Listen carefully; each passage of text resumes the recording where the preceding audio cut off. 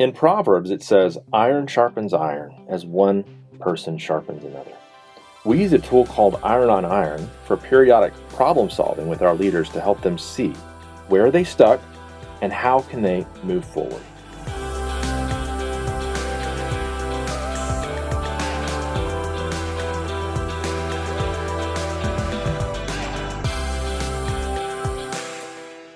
As you can see here, we call it Iron on Iron.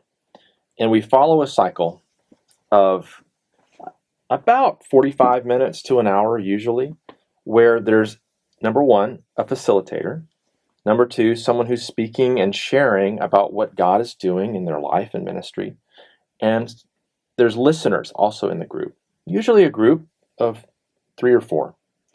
And each time that we do Iron on Iron, we rotate roles so that maybe next time the speaker is the facilitator and the facilitator is a listener, and we rotate so that everyone can learn how to be a part of Iron on Iron.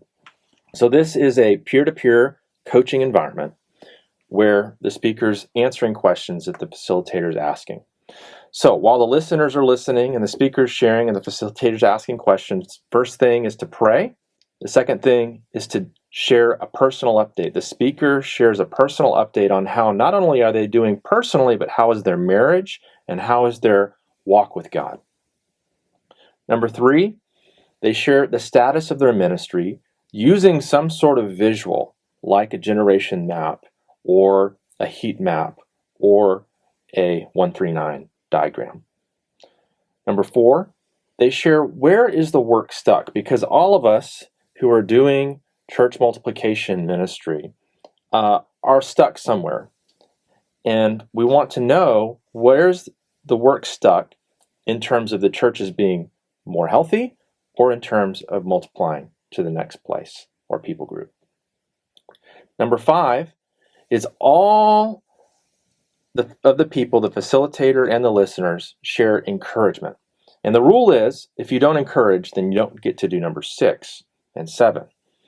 So after everyone gets a chance to encourage the person who's shared, then the listeners and the facilitator get to ask more questions to understand more about the personal life and the family life and the status of the ministry and the obstacles, so that when they move to the next step, they have more understanding.